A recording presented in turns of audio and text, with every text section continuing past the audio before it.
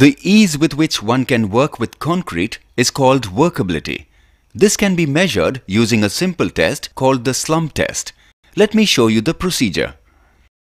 Slump cone test is a simple and popular test extensively used at sites to assess the workability of the concrete mix.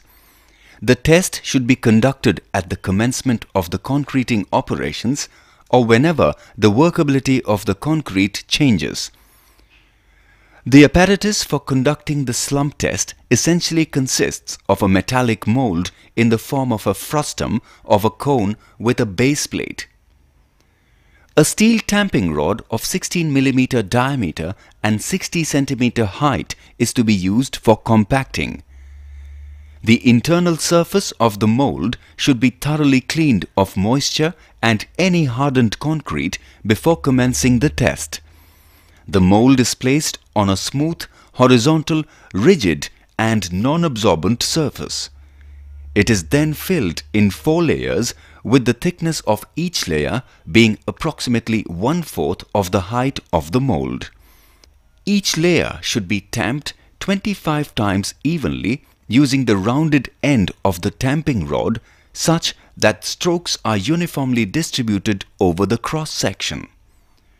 After the top layer is tamped, the concrete is leveled with a trowel so that the mold is filled exactly to the top. The mold is then removed by raising it gradually. The concrete will subside. This subsidence is known as slump. This operation shall be carried out without any jerks or vibrations and within a period of 2 minutes after completion of final tamping. The difference in level between the height of the mold and that of the highest point of the subsided concrete is measured. The subsidence measured is the slump of the concrete. The slump may either be a true slump, a shear slump, or a collapsible slump. The true slump is the desired form of slump that we require. In harsh mixes, the concrete slides down in an inclined plane. This is known as shear slump. In collapse slump, the concrete collapses as soon as the cone is removed.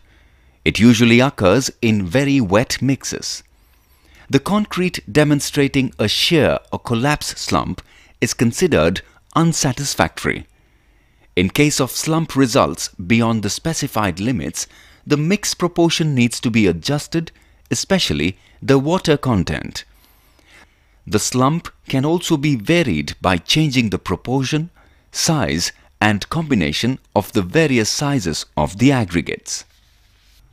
It is advisable to assess the workability of concrete mix using a slump cone. Ensure that the cone is filled in a proper manner as indicated. Notice the type of slump. Shear and collapse slump are undesirable.